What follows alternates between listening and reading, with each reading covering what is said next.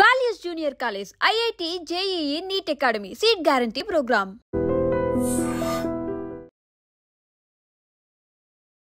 Welcome to IT news. This is Pavan. Breaking news చూస్తున్నారు. గత రాత్రి నుంచి హైదరాబాద్ లో భారీగా వర్షపాతం నమోదైంది.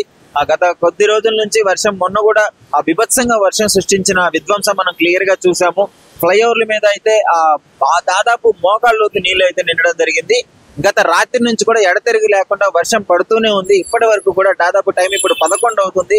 కానీ పొద్దున్నే తెల్లారే వాతావరణం అయితే ఇప్పుడు మనం క్లియర్ గా చూస్తున్నాము. ట్రాఫిక్ జామ్ చాలా పలు ప్రాంతాల్లో అయితే ట్రాఫిక్ జామ్ కూడా అవుతుంది. బీభత్సంగా వర్షపాతం నమోదవడం వల్ల ముఖ్యంగా ఎవరైతే ఆఫీస్ కి వెళ్తున్నారో వాళ్ళకి, స్కూల్ వెళ్లే వాళ్ళు, కాలేజీ వెళ్లే వాళ్ళు, ఎవరైతే చిరు వ్యాపారస్తులు ఉన్నారో వాళ్ళ బండ్లు అయితే, రోడ్డు పక్కన బండ్లు అయితే మునిగిపోవడం జరిగింది. సో ఈ విధంగా వర్షపాతం నమోదవుతుంది. ఆంధ్రాలో కూడా పలు ప్రాంతాల్లో అయితే రెడ్ అలర్ట్ ప్రకటించడం జరిగింది. తెలంగాణలో కూడా పలు జిల్లాలలో రెడ్ అలర్ట్ అయితే ప్రకటించడం జరిగింది. సో ఎల్లో అలర్ట్ కూడా ప్రకటించారు. సో ఈ విధంగా వర్షపాతం నమోదవుతున్నందువల్ల అనవసరమైన పనులు అత్యవసరం అయితేనే బయటికి రావాల్సిందిగా వాతావరణ శాఖ అయితే సూచించడం జరిగింది. ఈ విధంగా బంగాళాఖాతంలో కూడా భారీగా వర్షపాతం నమోదవడం వల్ల అక్కడ కూడా రెడ్ అలర్ట్ ప్రకటించడం జరిగింది. ఇక్కడ ముఖ్యంగా ఆంధ్రాలో కూడా బంగాళాఖాతం వల్ల వాయుగుండం ఉంటుంది అని చెప్పేసి అయితే గత 2 రోజులు, మళ్ళీ ఇంకా ముందున్న 2 రోజులు కూడా భారీగా వర్షాలు పడే అవకాశం ఉంది అని చెప్పేసి వాతావరణ శాఖ అయితే హెచ్చరించడం జరుగుతుంది. సో తెలంగాణలో కూడా పలు ప్రాంతాల్లో, పలు జిల్లాల్లో రెడ్ అలర్ట్ ప్రకటించారు. అదేవిధంగా హైదరాబాద్ లో కూడా కొన్ని ప్రాంతాల్లో అయితే లోతట్టు ప్రాంతాలు ఇంకా మునిగిపోవడం జరుగుతుంది.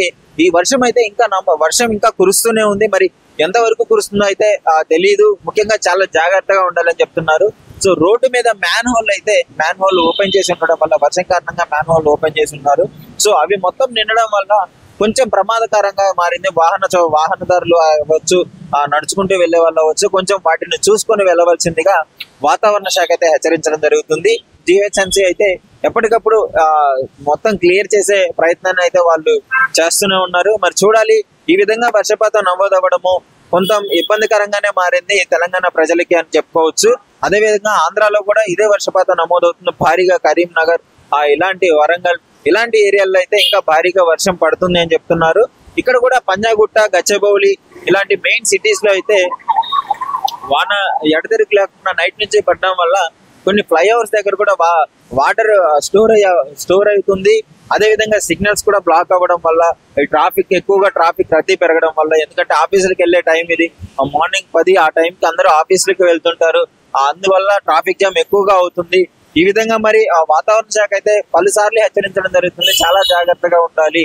ఈ వానలు ఎక్కువగా పడటం వల్ల ఈ ట్రాఫిక్ జామ్ అవ్వచ్చు, మ్యాన్ హోల్స్ దగ్గర కావచ్చు, ఇలాంటి పరిస్థితులు ఉన్నాయి. వీళ్ళు కొంచెం జాగ్రత్తగా చూసుకొని అత్యవసర పరిస్థితులు అయితేనే బయటకు వెళ్లాల్సిందిగా వాతావరణ శాఖ అయితే హెచ్చరించడం జరుగుతుంది.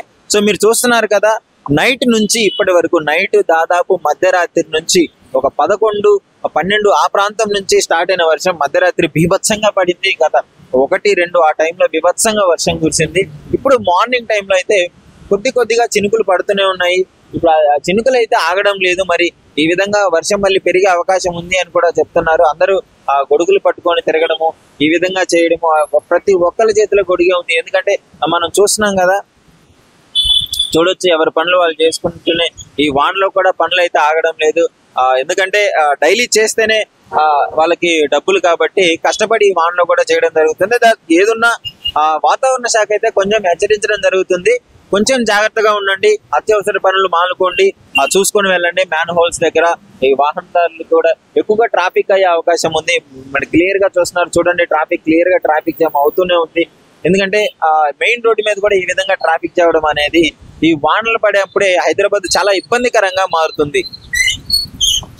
ఎప్పుడైనా చూడండి, హైదరాబాద్ లో ఎప్పుడైతే వానలు పడతాయో కొంచెం ఇక్కడ ప్రజలు కూడా ఎక్కువగా ఇబ్బందులు పడాల్సి వస్తుంది. సో అదొక్కటి చూసుకొని, దృష్టిలో పెట్టుకొని ఇక్కడ వ్యక్తులు వ్యవహరించాలని చెప్పేసి పర్యావరణ శాఖ కూడా కోరుతుంది. నిజంగా ప్రస్తుతం ఉన్నటువంటి సమాజం దేనికి ప్రయారిటీ ఇస్తుంది? ఆర్థిక సంబంధాల చుట్టూ మాత్రమే తిరుగుతుంది. మళ్ళీ ఎన్నికలంగానే చాలా విరక్తి కలుగుతాం.